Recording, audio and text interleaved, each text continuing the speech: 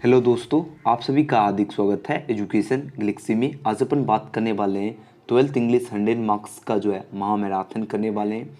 आपके पूरे बुक से जो है टॉप 100 क्वेश्चन सिलेक्ट किए हैं। ये जितने भी क्वेश्चन हैं बहुत ही ज़्यादा इंपॉर्टेंट, सभी क्वेश्चन वीवीआई क्वेश्चन है आपके एग्ज़ाम की दृष्टि से। और ये जो 100 क्वेश्चन है इसी तरह का आपको 10 पार्ट प्रोवाइड करेंगे, जिससे आपको जो है टोटल आपको जो है 1000 क्वेश्चन जो है आपको प्रोवाइड हो जाएगा। और 1000 से के अंदर से ही जो आपके एग्ज़ाम में सारे क्वेश्चन मिल जाएंगे। फिक्स है, आपको विश्वास करना पड़ेगा, वो सभी क्वेश्चन मिल जाएंगे। ग्रामेटिकल हो गया, बुक से हो गया, सारे क्वेश्चन मिल जाएगा।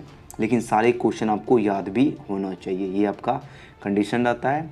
और प्रत्येक आप लोग देखो, एक सप्ताह में आप लोग रिवीजन करते रहिए। इससे होगा कि आप लोग अच्छी तरह से आपको याद रहेगा। प्रत्येक जो है संडे आप लोग जो है टाइम मान लीजिए कि आपको प्रत्येक वीडियो का जो है आपको रिवीजन करना है। तो जिस तरह आप लोग रिवीजन करेंगे, इससे आपको जो जो याद पहले है उसको फिर से आप लोग को याद जो है वो ताज़ा हो जाता है।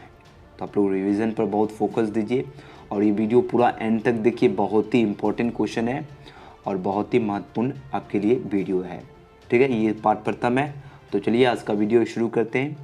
आज का जो है पहला प्रश्न कहता है, our forefathers did not invent machinery because dash. यानी जो है हमारे पूर्वजों ने जो है मशीनरी का जो है आविष्कार नहीं किया। क्यों नहीं किया?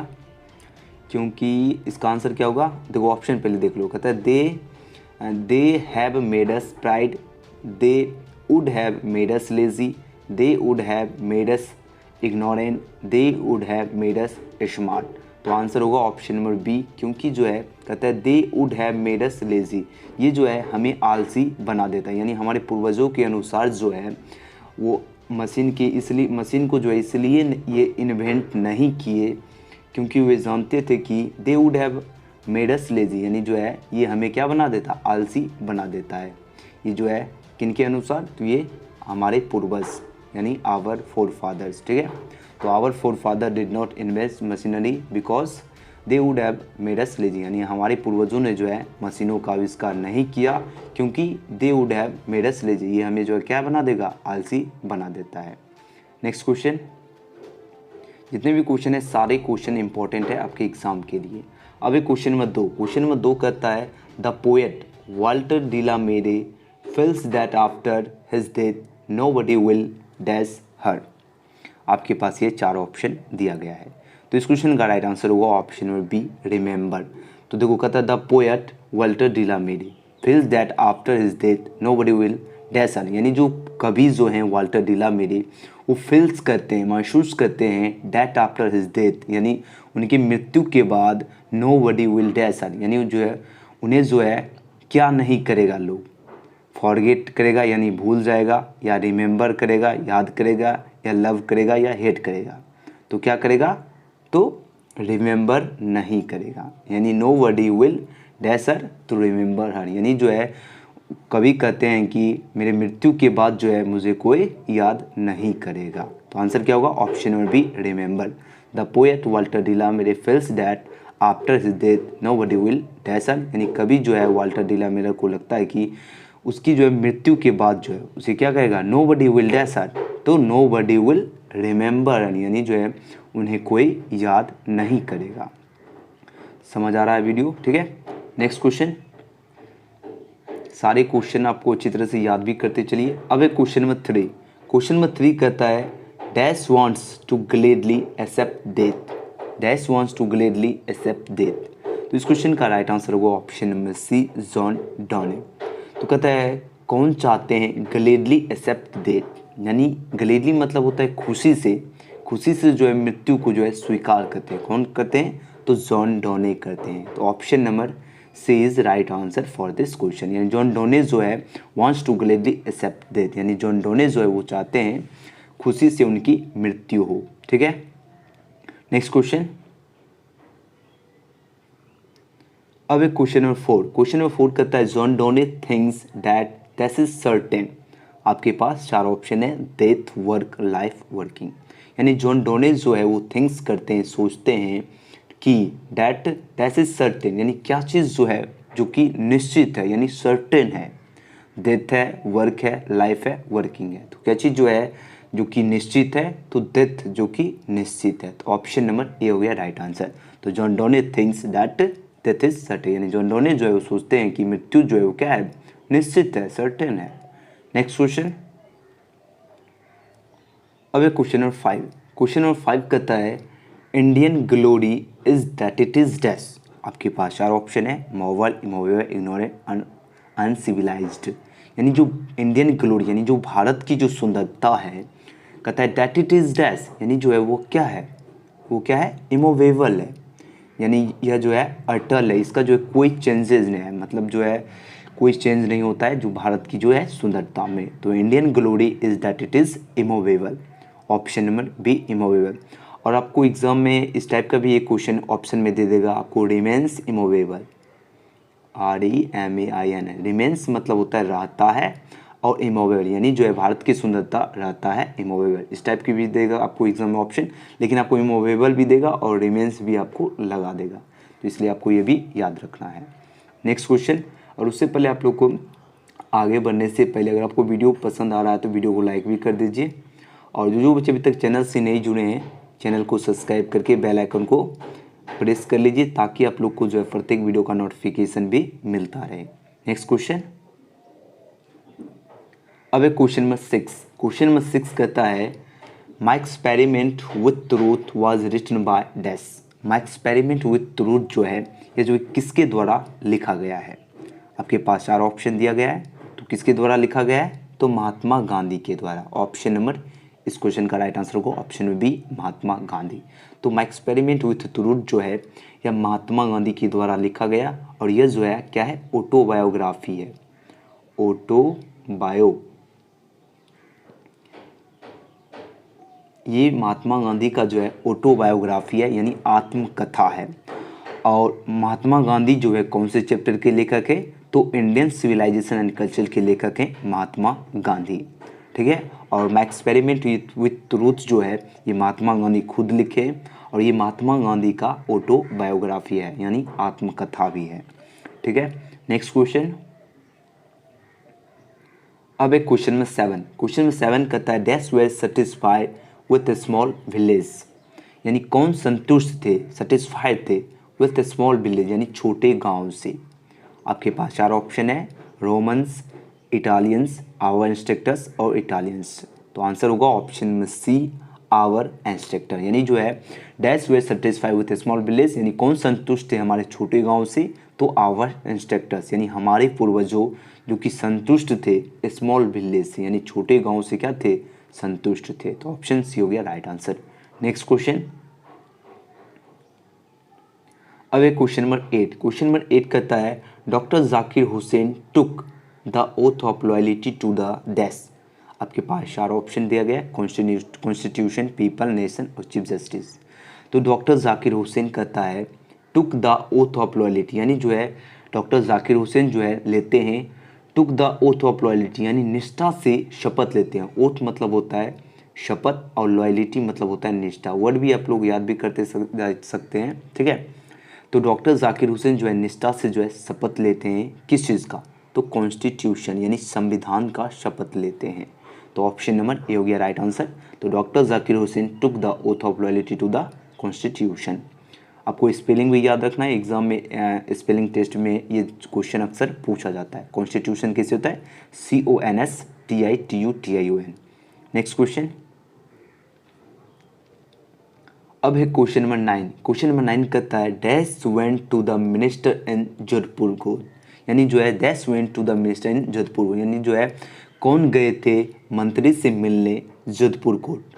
आपके पास 4 ऑप्शन दिया गया है, तो कौन गए थे, तो मनोहर मालगानकर। ऑप्शन सी हो गया राइट आंसर, मनोहर मालगानकर। तो Manohar Malgonkar went to the minister in Jodhpur court. और मनोहर मालगानकर कहाँ गए थे, तो मंत्री से मिलने कहाँ गए थे, जोधपुर कोर्ट गए। ये आपको अच्छी तरह से याद रखना है, ठीक है। और ए पिंच ऑफ सनप के लेखक कौन है, तो मनोहर मालगानकर हैं, ये आपको याद रखना है। नेक्स्ट क्वेश्चन, उसके बाद है क्वेश्चन नंबर 10। क्वेश्चन नंबर 10 कहता है यहाँ पर Nanu Kaka went to the dash auto dealers. Nanu Kaka जो थे वो गए थे कौन सी ऑटो डीलर से? सिक्का, टिक्का, मोहित, अलंकर। तो आंसर हो जाएगा ऑप्शन नंबर ए, सिक्का ऑटो डीलर से जो है नानू काका गए थे। तो Nanu Kaka went to the dash auto dealers, तो Sikka auto dealers. Next question. अब एक क्वेश्चन में 11, क्वेश्चन में 11 कहता है I have a dream is written by dash. I have a dream जो है ये जो किसके द्वारा लिखा गया है? तो राइट आंसर होगा ऑप्शन में C, Martin Luther King junior. J R मतलब होता है जूनियर। तो आई हैव ए ड्रीम के लेखक जो है वो कौन है? तो मार्टिन लूथर किंग जूनियर हैं। Next question, question number 12, question number 12 कहता है doctor Zakir Hussain was a great dash politician, leader, nationalist और थिंकर। यानी डॉक्टर जाकिर हुसैन जो है एक महान थे, क्या? नेशनलिस्ट थे यानी राष्ट्रवादी थे। तो ऑप्शन नंबर सी हो गया राइट आंसर। अब जब नेशनलिस्ट नहीं रहेगा, अगर उसके बाद अगर लीडर रहेगा तब आपको लीडर मानना है, लेकिन अगर लीडर और नेशनलिस्ट दोनों ऑप्शन में है तो आपको नेशनलिस्ट ही टिक करना है, ये आपको याद रखना है। तो doctor Zakir Hussain was a great nationalist. Option number C is right answer for this question. Doctor Zakir Hussain जो एक महान थे, नेशनलिस्ट थे यानी राष्ट्रवादी थे। और भारत इज माई होम के लेखक कौन है? डॉक्टर जाकिर हुसैन है। Next question. अब एक क्वेश्चन नंबर 13, क्वेश्चन नंबर 13 कहता है फायर हम इज रिटन बाय डैश। आपके पास 4 ऑप्शन दिया गया है। तो फायर हम जो है ये जो किसके द्वारा लिखा गया है? तो इस क्वेश्चन का राइट आंसर जो ऑप्शन नंबर डी, के एन दारूवाला। फायर हम जो है ये जो है किसके द्वारा लिखा गया है? तो के एन दारूवाला के द्वारा लिखा गया है। नेक्स्ट क्वेश्चन,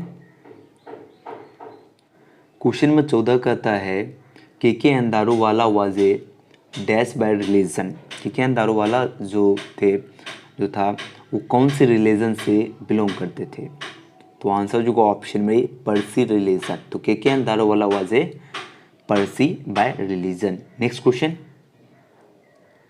अब एक क्वेश्चन नंबर 15 कहता है मैकेविटी इज ए डैश। तो Macavity is a cat. Option number D हो गया राइट आंसर। मैकेविटी जो है क्या है? कैट है। तो Macavity is a cat.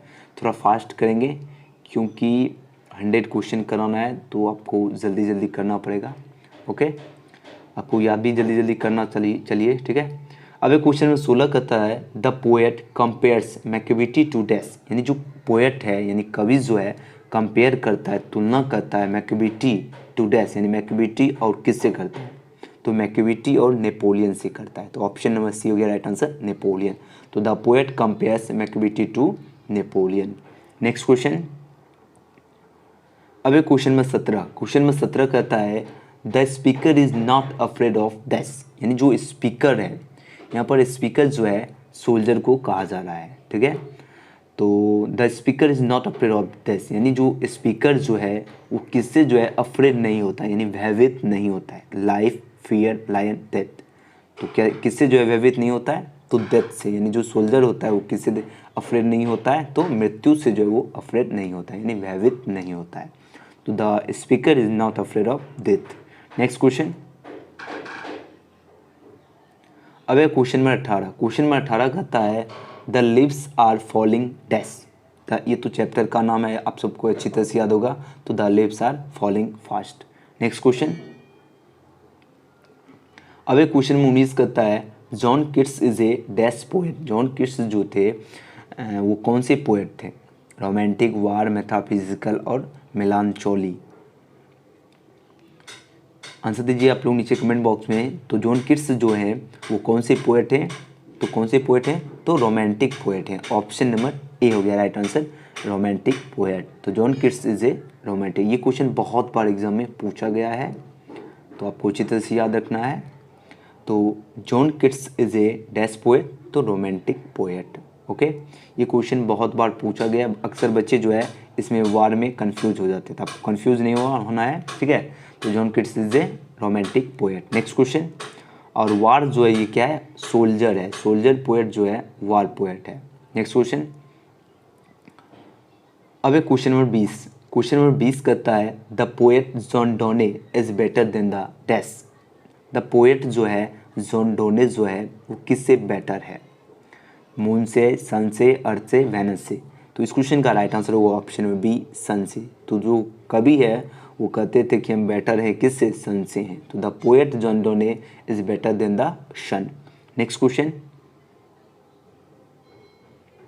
Question number 21 कहता है Pearl S Buck is an dash writer.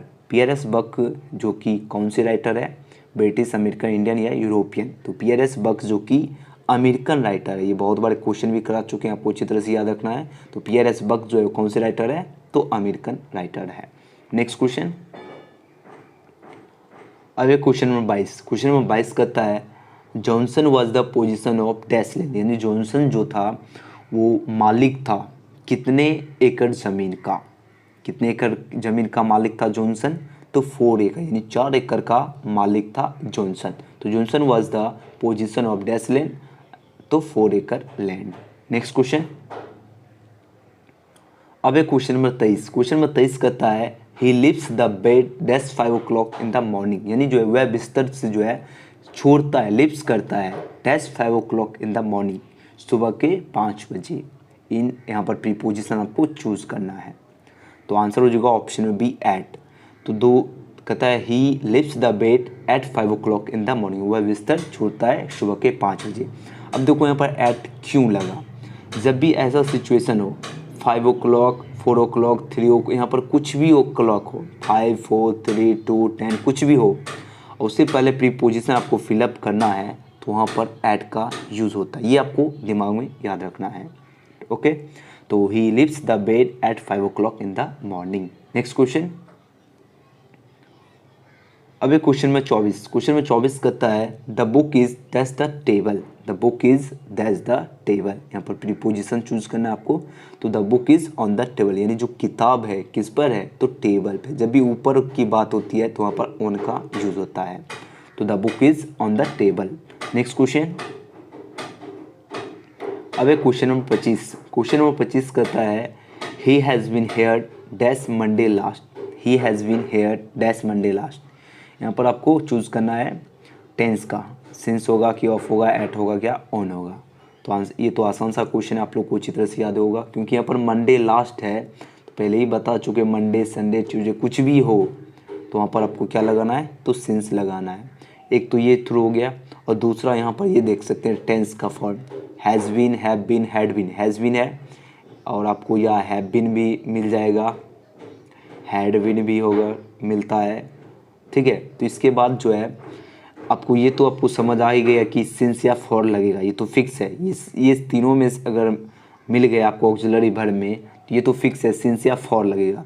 Since for जैसे ही आपको माइंड में आता था यहाँ पर तीनों ऑप्शन एक ही सिंस है, यहाँ पर फॉर का है ही नहीं, तो इससे आप लोग आराम से सिंस चूज़ कर सकते हैं। और यहाँ पर मंडे है तो मंडे एक फिक्स टाइम है, इसलिए यहाँ पर सिंस लगा। नेक्स्ट क्वेश्चन, क्वेश्चन नंबर 26 कहता है Mount Everest is dash highest peak. तो इस क्वेश्चन का राइट आंसर होगा option number C, the highest peak. तो Mount Everest is the highest peak. अब देखो हाईएस्ट ये क्या है, डिग्री अगर आप लोग पढ़े होंगे तो ये आसान सा क्वेश्चन है। तो हाईएस्ट जो कि सुपरलेटिव डिग्री है, और सुपरलेटिव डिग्री से पहले द का यूज़ होता है। और एक तो ये हो गया, और एक सिंपल सा तरीका याद करने का, हाईएस्ट, हाईएस्ट कैसे होता है, HIGH हो हाईएस्ट, और इसमें क्या है EST लगा, जिसके अंत वर्ड में EST लगा रहेगा उससे पहले जो है आपको द का यूज़ करना है। ये आपको याद रखना है, आपका 1 मार्क्स यहाँ से आपको फिक्स रहता है। ठीक है, जिसके अंत में क्या हो EST लगा हो उसमें क्या लगाना है, द का यूज़ करना है। तो Mount Everest is the highest peak. Next question, question में 27। क्वेश्चन में 27 कहता है the patient dash before the doctor came. ये भी टाइम टेंस से क्वेश्चन है। टाइम टेंस से अक्सर ज़्यादातर क्वेश्चन आता है, इसलिए यहाँ पर ज़्यादातर क्वेश्चन दिए हैं। तो इस क्वेश्चन का राइट आंसर होगा ऑप्शन में बी, हैड डाइड। तो the patient had died before the doctor केम।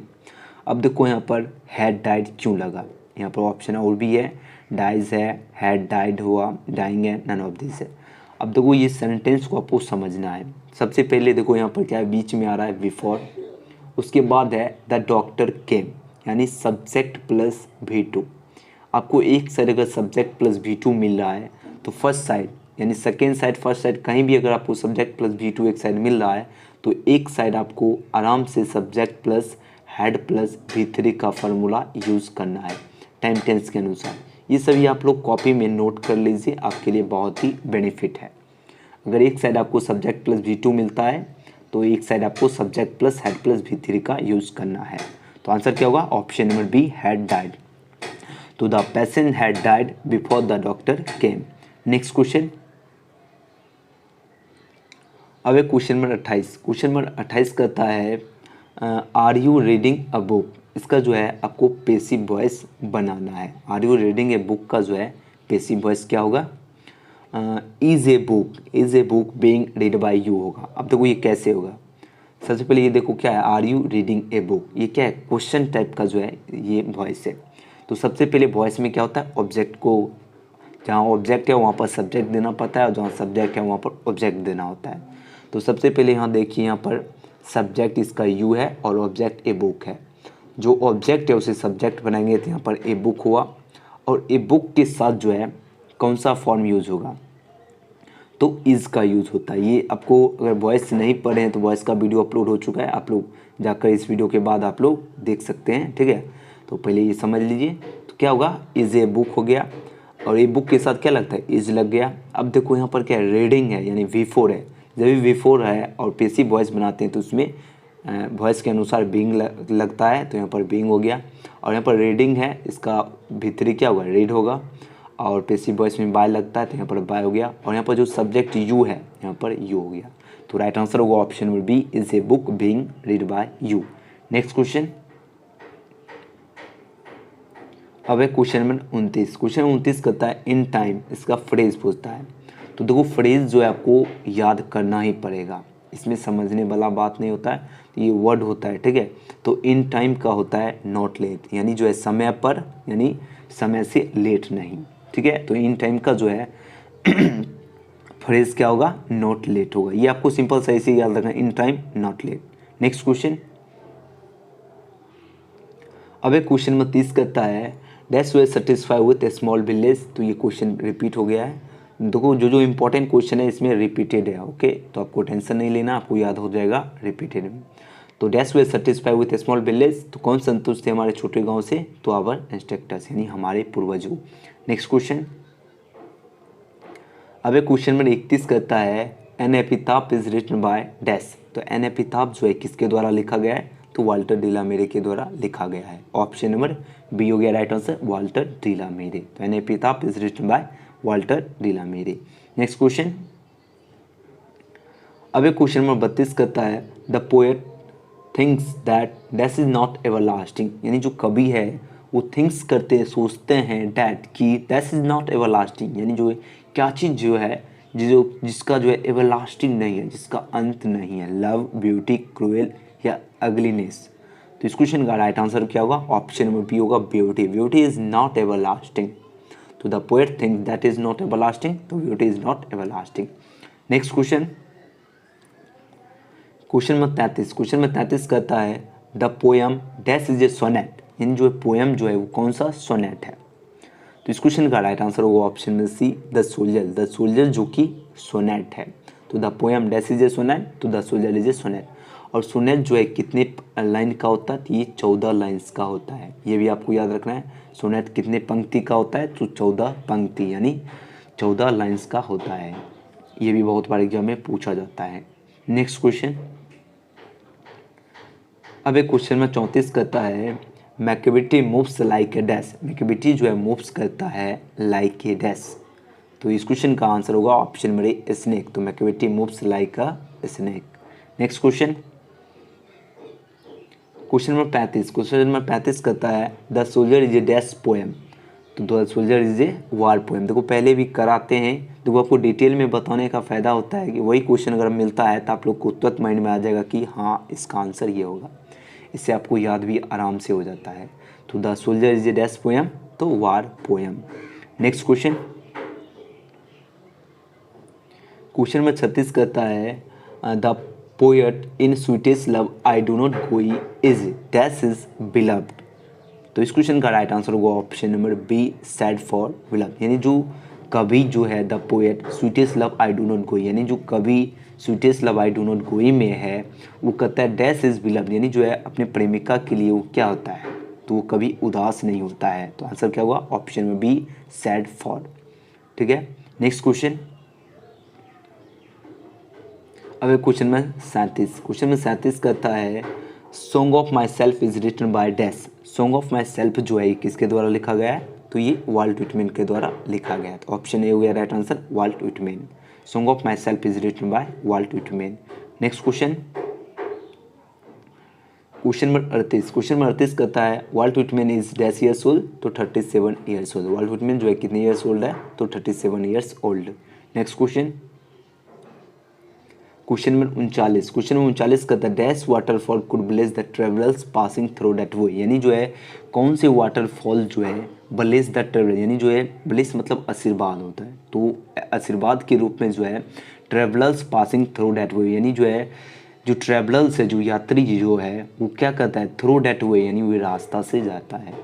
तो कौन से वाटरफॉल, यहाँ पर पूछता है कौन से वाटरफॉल? तो ये वाइट वाटरफॉल। आपको इतना सा याद रखना है, कौन से वाटरफॉल? तो white waterfall. White waterfall could bless the travellers passing through that way. Next question, अब क्वेश्चन में 40 कहता है द प्रम्स आर डैश। तो इस क्वेश्चन का राइट आंसर होगा ऑप्शन में सी, रोलिंग। ये सब पंक्ति, ये जो बुक का लाइन है, तो ये तो आप लोग को आसानी से याद होगा अगर बुक पढ़े होंगे।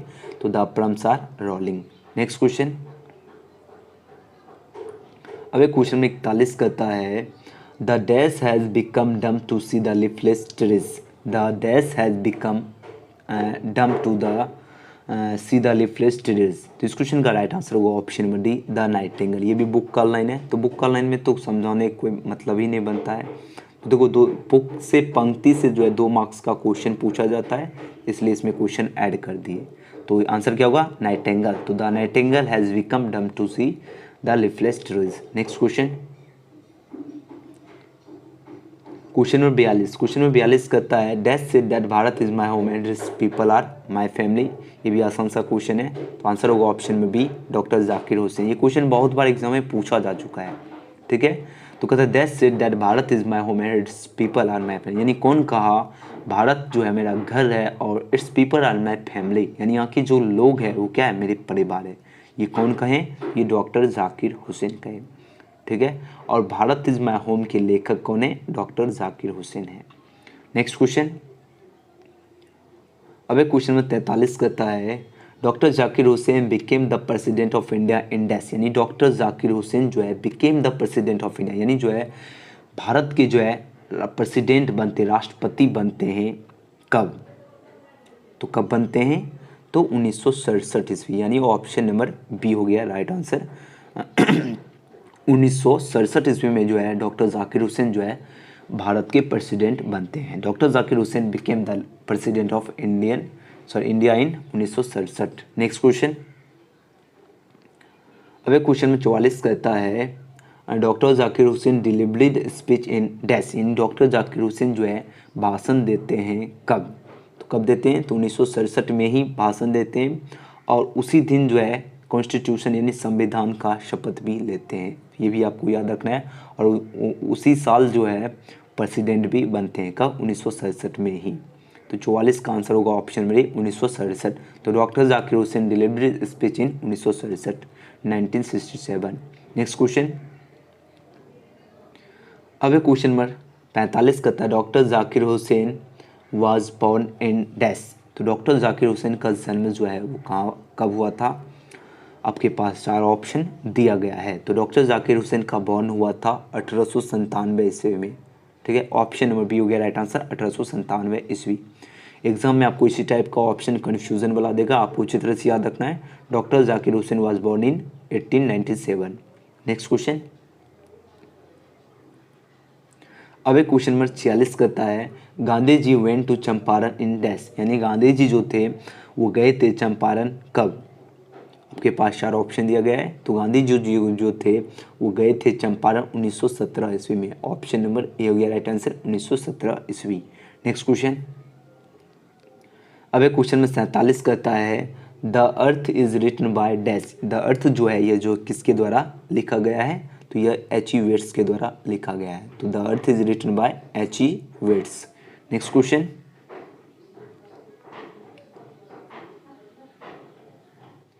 क्वेश्चन नंबर 48 कहता है Benjy left school at the age of dash. Benjy जो है स्कूल से क्या करता है, लेफ्ट करता है, छोड़ देता है, कितने वर्ष में, तो 14 वर्ष में। ऑप्शन नंबर डी हो गया राइट आंसर, 14 वर्ष में। तो बेंजे लेफ्ट स्कूल है, यहाँ पर द भी होना चाहिए। तो left the school at the age of 14, यानी 14 ईयर्स में जो है बेंजे को स्कूल छोड़ना पड़ा। नेक्स्ट क्वेश्चन, अब एक क्वेश्चन में 49 करता है the earth is a dash. तो द अर्थ इज डैश, तो the earth is a story. ये क्वेश्चन बहुत इंपॉर्टेंट है। तो the earth is a story. Next question,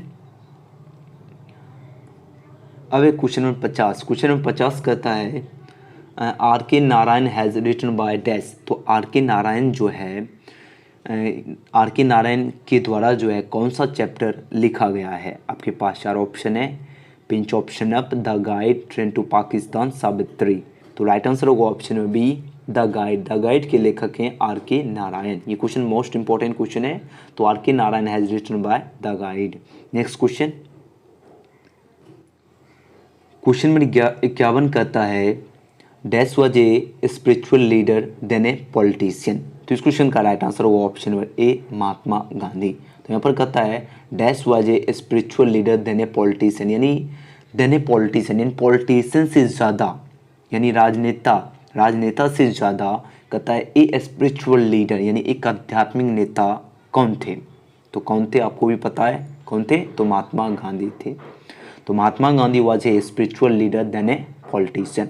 और महात्मा गांधी कौन से चैप्टर के लेखक हैं, तो इंडियन सिविलाइजेशन एंड कल्चर के। नेक्स्ट क्वेश्चन,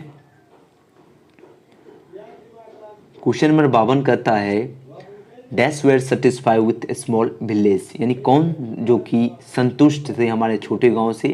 तो ये आप लोग को रिपीट हो गया फिर। तो आवर इंस्ट्रक्टर जो कि संतुष्ट थे हमारे छोटे गांव से। नेक्स्ट क्वेश्चन,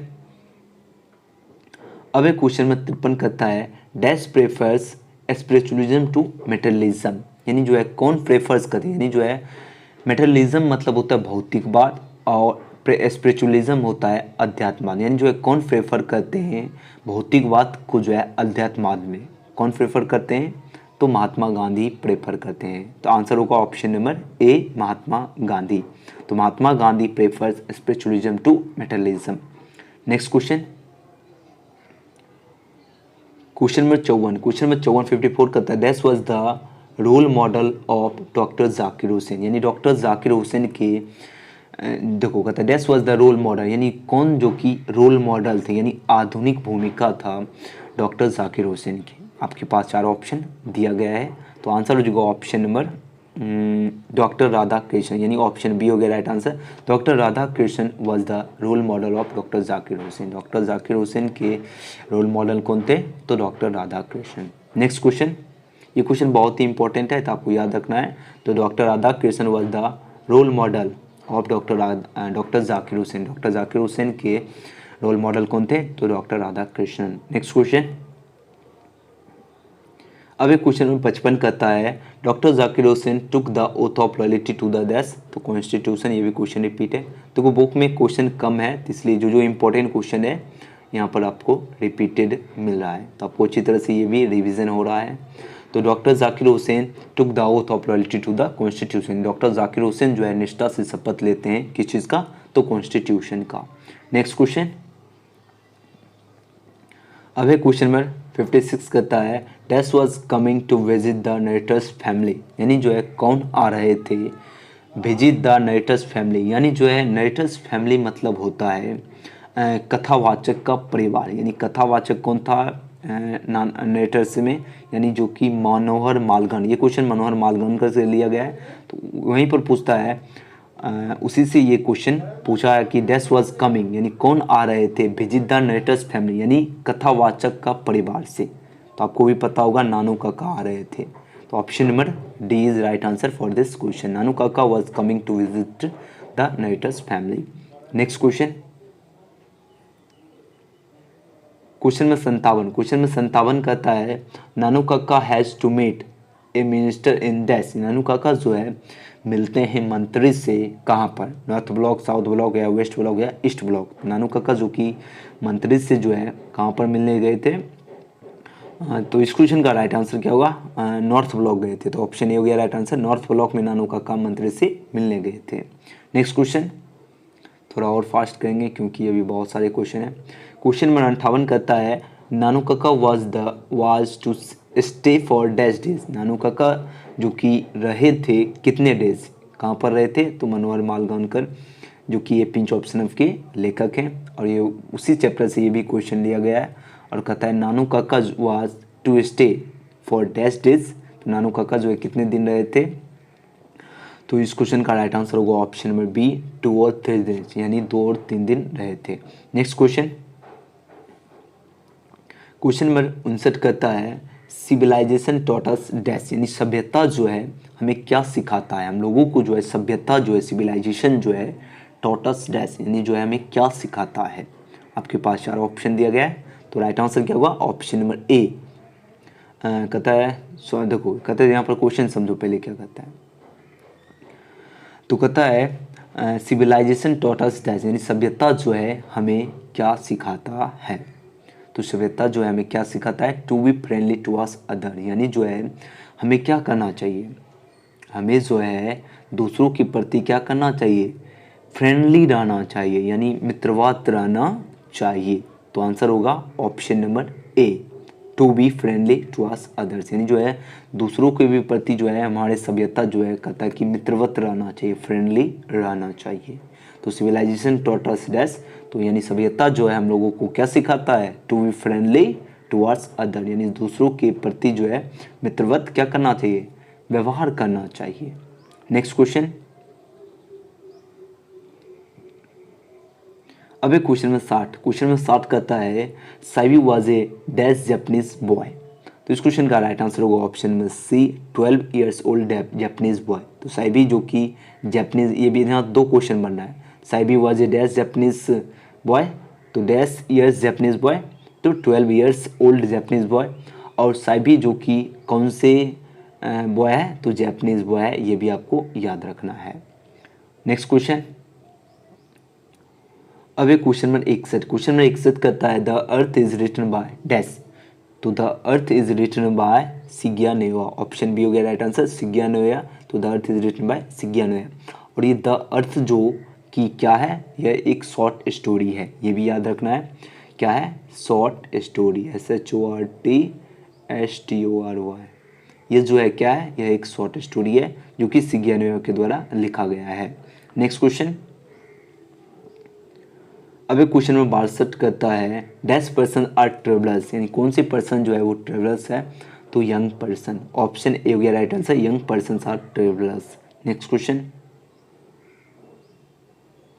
अब एक क्वेश्चन में 63 कहता है now the leaves are falling dash. तो now the leaves are falling fast, ये भी चैप्टर का नाम है। तो now the leaves are falling fast. Next question में 64 कहता है to autumn is written by dash. तो टू एटुमन जो है ये किसके द्वारा लिखा गया है, तो जॉन किट्स के द्वारा लिखा गया है। तो ऑप्शन नंबर ए हो गया right answer John Keats, to autumn is written by John Keats. Next question, अब एक क्वेश्चन में 65 कहता है John Keats is a dash poet. तो जॉन किट्स जो कि कौन से पोएट है, तो ये पहले भी क्वेश्चन आया था, तो रोमांटिक पोएट। तो John Keats is a romantic poet. Next question,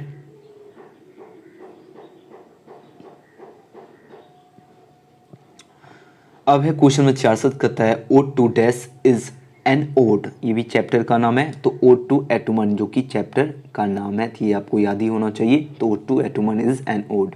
next question में 67 कहता है the snake looked at the poet dash, यानी जो है the snake looked at the poet, यानी जो है सांप ने पोएट की ओर देखा।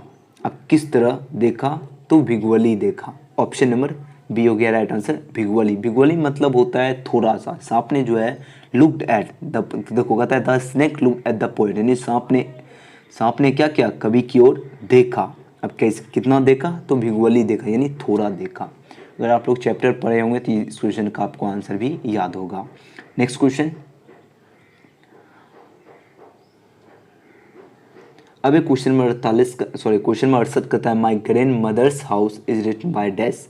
तो इस क्वेश्चन का राइट आंसर होगा option number B Kamala Das. तो माय ग्रैंड मदर्स हाउस जो है किसके द्वारा लिखा गया है, तो कमला दास के द्वारा लिखा गया है।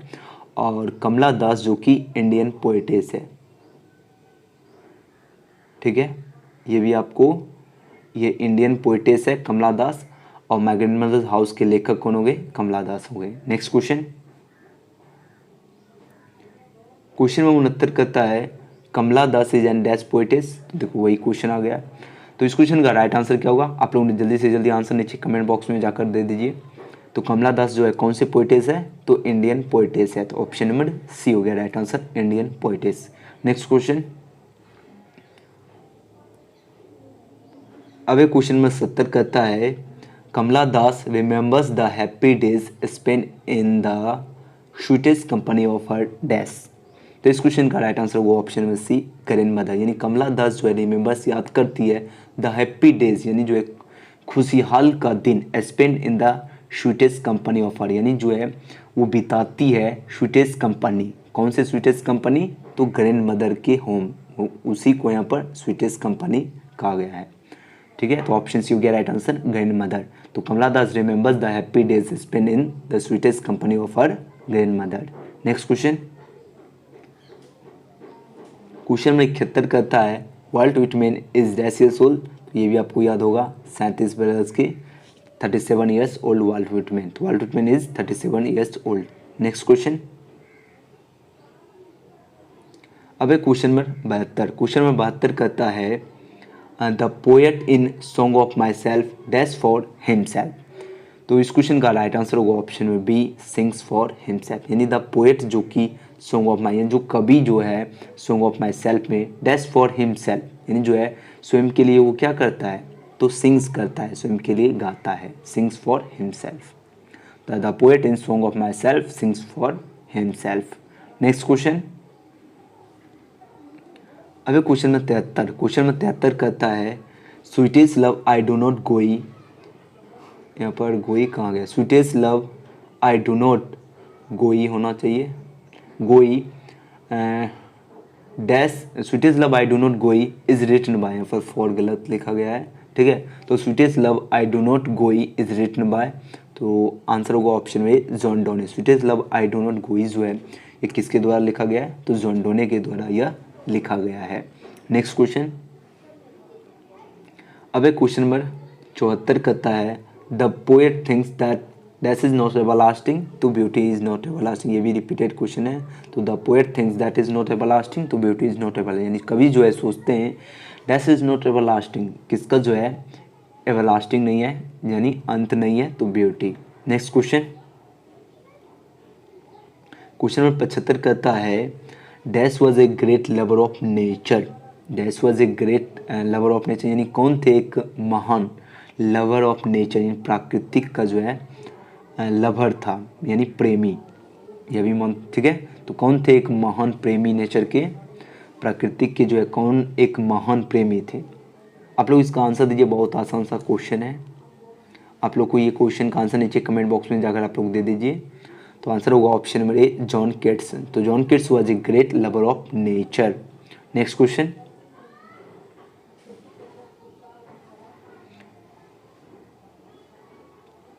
अब एक क्वेश्चन में 76 कहता है I was dash bed when he phoned me.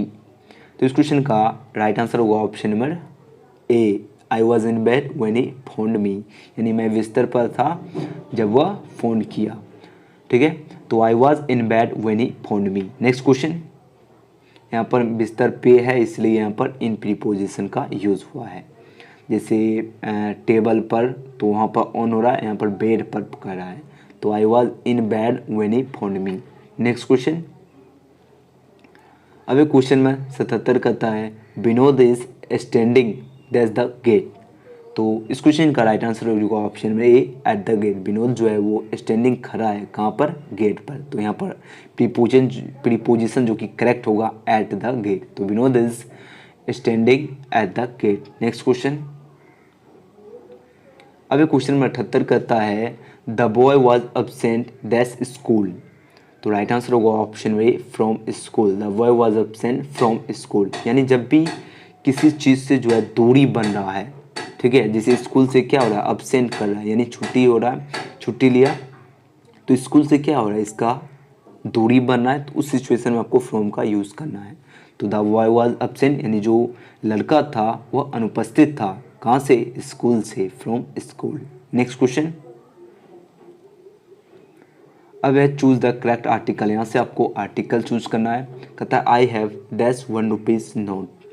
तो इस क्वेश्चन का राइट आंसर होगा option number A 1 rupees note. I have A 1 rupees note. तो पहले ही बता चुके हैं 1 है, तो यहाँ पर क्या आ रहा है, वो आ रहा है। तो जब भी आपको देखो जैसे ऐसे दीर्घ हर्षो दुर्गो ये होता है, फिर ए आई ओ ये पूरा और ए आई के जब भी इसका प्रोनाउंसिएशन में आएगा तब वहाँ पर एन का यूज़ करना है, अदरवाइज ए का यूज़ करना है। तो आंसर क्या होगा, option number A, I have A 1 rupees note. क्योंकि और ए आई में वो तो आ ही नहीं रहा है, तो आंसर क्या होगा, ऑप्शन नंबर ए। नेक्स्ट क्वेश्चन, अब है क्वेश्चन नंबर 80। कहता है सी इज डैश आवर लेट। अब देखो यहाँ पर हावर नहीं, इसे एच साइलेंट है, यहाँ पर आवर, तो यहाँ पर क्या ओ आ रहा है, तो आंसर क्या होगा, ऑप्शन नंबर ए होगा, एन आवर लेट। तो she is an hour late. Next question, question में 81 कहता है स्विच ऑफ डैश लाइट। तो स्विच ऑफ द लाइट, ये तो आसान सा है, तो स्विच ऑफ डैश लाइट, तो स्विच ऑफ द लाइट होगा। नेक्स्ट क्वेश्चन, क्वेश्चन नंबर 82 कहता है I want dash a glass of water. I want a glass of water होगा, ठीक है। तो यहाँ पर ग्लास के लिए क्या होगा, ए लगेगा, तो आई want a glass of water. Next question, अब क्वेश्चन में 83 कहता है वेट फॉर डैश मिनट्स। यहाँ पर कहता है वेट फॉर डैश मिनट्स, तो wait for a minutes, minute में क्या आ रहा है, एम मो से शुरू हो रहा है, तो ए मिनट्स होगा। नेक्स्ट क्वेश्चन, अब क्वेश्चन में 84 कहता है चूज द करेक्ट टेंस। कहता है ही डैश रीडिंग, तो ही लव्स रीडिंग होगा, यानी ऑप्शन नंबर ए हो गया right answer, he loves reading. अब यहाँ पर कैसे आपको ऑप्शन चूज करना है ये भी बता देते हैं। देखो कभी भी एजेएमआर के बाद जो है V4 लगा, ठीक है, V4 लगा और यहाँ पर भी फिर है V4, तो ये तो होगा ही नहीं। यहाँ पर कहता है हैड लव, हैड के बाद हैज़ हैव, हैड के बाद V3 लगता है, ये भी होगा ही, और ये तो नन ऑफ दिस ही है। तो आंसर क्या होगा, option number A, he loves reading. Next question, आपको ऑप्शन से भी आंसर निकालना है कुछ क्वेश्चन का। अब कहता है आई डैश सम रन्स। यहाँ पर देखो आई डैश सम रन्स है, ये भी टाइम टेंस से क्वेश्चन दिया गया है। गेट, एम गेट, आर्न गोट और नन ऑफ दिस। यहाँ पर देखो क्या होगा, तो आई के साथ क्या लगेगा, आई के साथ क्या लगेगा, आई के साथ गेट लगेगा, तो ऑप्शन ये हो गया राइट आंसर, गेट। अब देखो ये सारे ऑप्शन कैसे गलत है, तो पहले ही बता चुके हैं, प्रेजेंट कंटिन्यूअस के अनुसार देखो इज़ के बाद क्या V4 लगता है, टेंस के अनुसार यहाँ पर क्या है V1 है, तो यहाँ पर सारे ऑप्शन रॉन्ग आ रहा है, तो आंसर होगा option number A, I get some runs. Next question, अब एक क्वेश्चन में 86 कहता है yesterday I dash a good family movie on television. तो इस क्वेश्चन का राइट आंसर होगा ऑप्शन नंबर बी होगा, वॉच्ड। तो yesterday I watched a good family movie on television, यानी जो है कल मैंने देखा एक good family movie on television, यानी एक पारिवारिक फिल्म देखा, कहाँ पर, टेलीविज़न पर। तो आपको ये हिंदी समझ आए या ना आए उससे फ़र्क नहीं पड़ता, आपको ये देखना है सेंटेंस में क्या है, इसमें कौन सा ट्रिक लगेगा। तो सबसे पहले आपको क्या करना है, यहाँ पर यस्टरडे मिल रहा है, तो पहले ही बता चुके हैं यस्टरडे मिलेगा, तो आपको कि इससे पता चल रहा है कि बीता हुआ कल।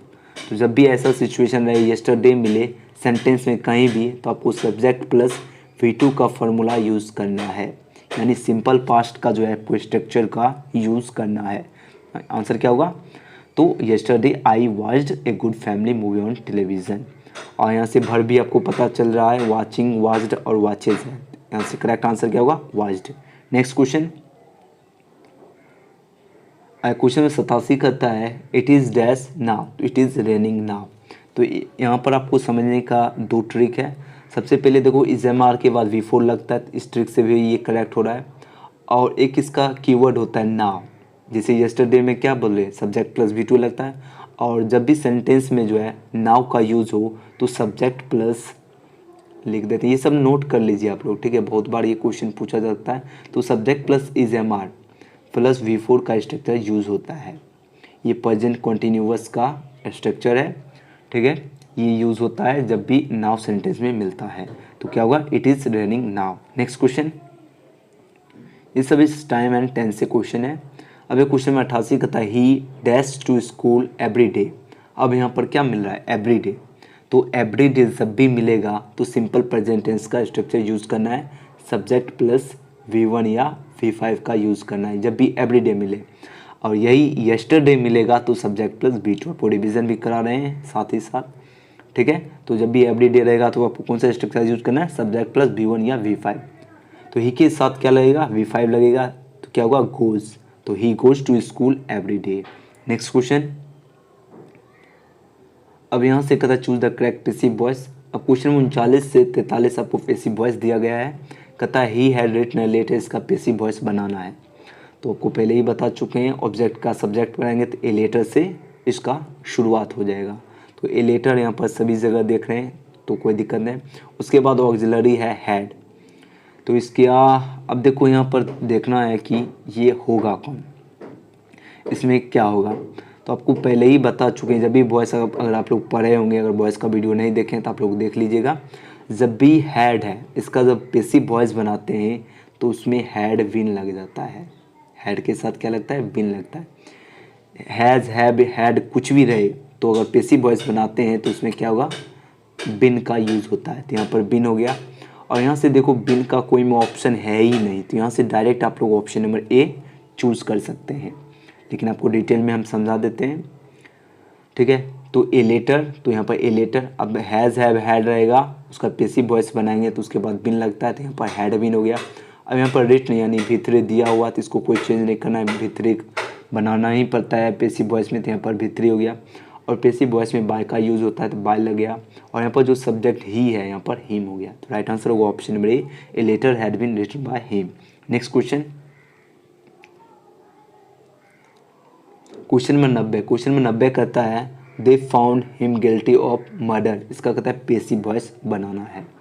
तो आंसर होगा option number A he was found guilty of murder bye them.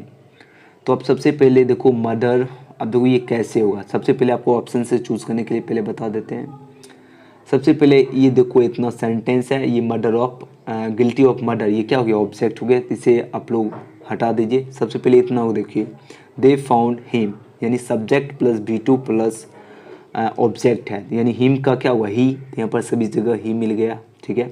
अब यहाँ पर क्या है, subject plus V2 plus object, इसका जो है पैसिव वॉइस जब बनाते हैं तो इसमें वाज या वेयर लगता है। सब्जेक्ट प्लस, अगर पैसिव वॉइस का रूल पता होगा तो क्या होगा, सब्जेक्ट प्लस वाज या वेयर, ठीक है। उसके बाद होता है V3 plus by plus object, ये होता है वो रूल। क्या होता है, subject plus was were plus V3 plus by plus object होता है। जब भी सब्जेक्ट प्लस V2 हो उसका पैसिव वॉइस बनाते हैं।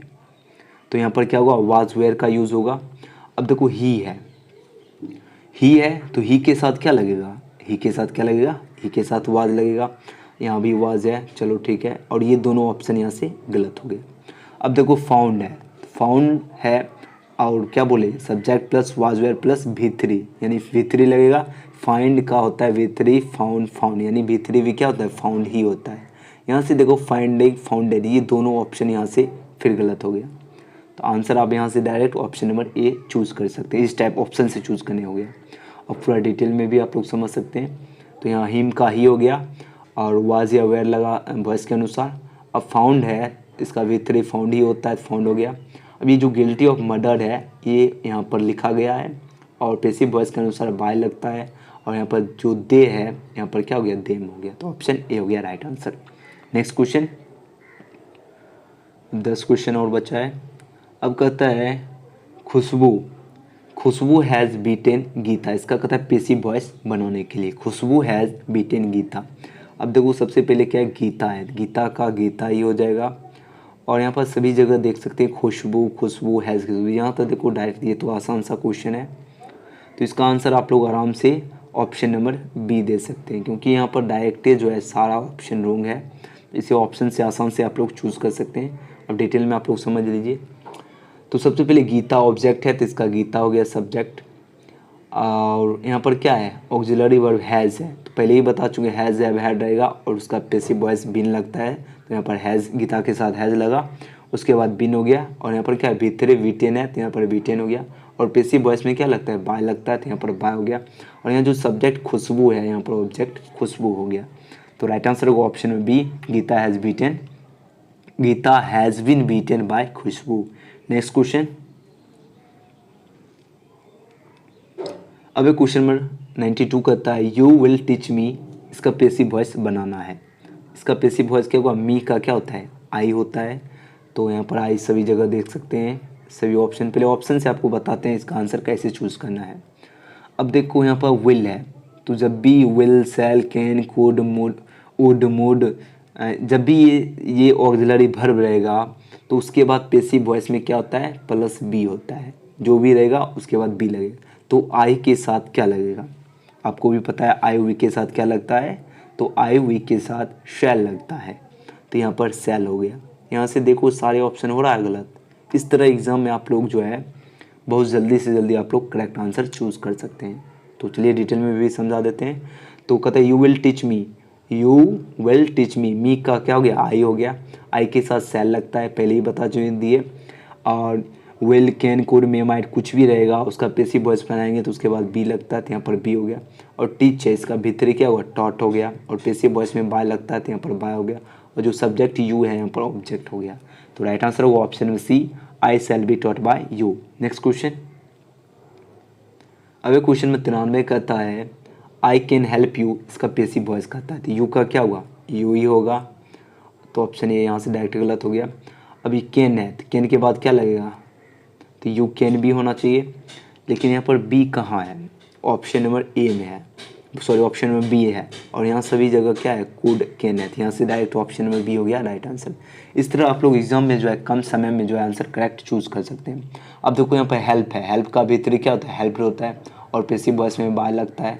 और आई जो सब्जेक्ट है उसका मी हो गया। तो राइट आंसर ऑप्शन में बी हो गया, you can be help by me. Next question. अब है क्वेश्चन में 94 कहता है कट शॉर्ट का जो है फ्रेज क्या हुआ। तो आपको पहले ही बता दिए कि फ्रेज आपको डायरेक्टली याद रखना है। कट शॉर्ट का होगा स्टॉप। तो कट शॉर्ट का फ्रेज क्या होता है, स्टॉप होता है। याद हो गया सभी को, cut short stop. Next question. Question में 95 कहता है टू डू अवे विथ, इसका फ्रेज क्या होगा। टू डू अवे विथ का होता है एबोलिश होता है। तो टू डू अवे विथ का जो है फ्रेज क्या होता है, एबोलिश होता है। Next question. क्वेश्चन में 96 कहता है फॉर गुड का जो है फ्रेज क्या होगा। फॉर गुड का फ्रेज होता है फॉर एवर। तो फॉर गुड का फ्रेज क्या होता है, for good for ever. Next question. उसके बाद है स्पेलिंग टेस्ट। इसमें आपको कहता है सोल्जर का स्पेलिंग टेस्ट कहता है चूज द करेक्ट वर्ड। इससे यहाँ पर कौन सा जो कि वर्ड है यहाँ पर करेक्ट है। यहाँ पर पता चल रहा है कि सोल्जर यहाँ पर लिखा गया है। इसमें सोल्जर का करेक्ट वर्ड ऑप्शन नंबर ए होगा। सोल्जर कैसे होता है, SOLDIER होता है। तो ऑप्शन नंबर ए हो गया राइट आंसर। Next question. अब 3 और क्वेश्चन बचा है। क्वेश्चन में 98 कहता है choose the correct spell word. यहाँ पर से भी आपको कहता है चूज करने के लिए करेक्ट स्पेल वर्ड। तो इसमें से जो है कौन सा स्पेल वर्ड जो कि करेक्ट है, तो option number B correct word है टेरिफाइड होता है TERRIFIED। तो टेरिफाइड कैसे होता है, TERRIFIED होता है। Next question. अब क्वेश्चन में 99 कहता है I dash go out sir. इसमें मॉडल्स पूछ रहा है। Dash I go out sir, इसमें मॉडल क्या होगा, मे। तो मे आई गो आउट सर। जैसे मतलब क्लास में इन करते हैं तो वहाँ पर क्या बोलते हैं, मे आई कम इन सर। तो ये क्या हुआ, जब भी किसी से परमिशन लेते हैं, मतलब जैसे आने का, जाने का, खाने का, पीने का, समझ गए। तो जब भी किसी से परमिशन लेते हैं तो उस सिचुएशन में मे का यूज़ होता है। समझ आ गया। तो क्या होगा यहाँ पर, may I go out sir. Next question.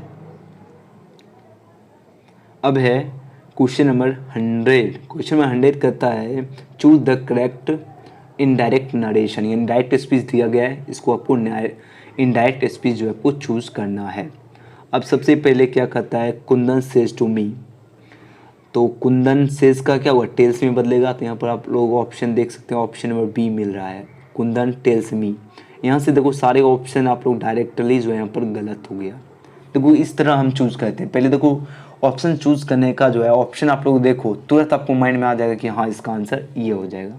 एकदम बस 5 सेकेंड में आप लोग आंसर दे सकते हैं। और इसका डिटेल में भी जो है आप लोग चेक कर लीजिएगा, ठीक है। तो आंसर क्या होगा, ऑप्शन में बी। अब देखो समझो ये कैसे होगा। Kundan says to me, Kundan says को जो है इनडायरेक्ट नरेशन में क्या होगा, बदलते हैं, टेल्स में बदलते हैं। और यहाँ पर मी है तो यहाँ पर मी हो गया। और जब भी इनडायरेक्ट बदलते हैं तो यहाँ पर टू जो है वो उसे हटा दिया जाता है रूल्स के अनुसार। और यहाँ कॉमा इन्वाइटेड कॉमा के बदला यहाँ पर डैट हो गया, तो यहाँ पर डैट हो गया। अब देखो यू सेकेंड पर्सन है, तो सेकेंड पर्सन ऑब्जेक्ट, यहाँ पर ऑब्जेक्ट कौन है, मी है। मी का ऑब्जेक्ट क्या होगा, जब इसको बनाएंगे तो यू सेकेंड पर्सन है, तो सेकेंड पर्सन ऑब्जेक्ट अनुसार यानी मी का क्या होगा, आई बन गया। अब यहाँ पर टीच है तो आई के साथ क्या लगेगा, V1 लगता है, तो यहाँ पर भी टीच ही हो गया। और फिर मी है, मी फर्स्ट पर्सन होता है, फर्स्ट पर्सन सब्जेक्ट यानी कुंदन के अनुसार। तो कुंदन क्या है, लड़का है, तो कुंदन के लिए क्या यूज़ होगा, हिम यूज़ होगा, तो यहाँ पर हिम हो गया। अब है इंग्लिश, जो इंग्लिश है यहाँ पर इंग्लिश हो गया, ठीक है। तो क्या होगा, Kundan tells me that I touch him English. Okay, तो समझ आ चुका है। फिर से आपको रिपीट कर देते हैं, ये क्वेश्चन बहुत ही इंपॉर्टेंट है।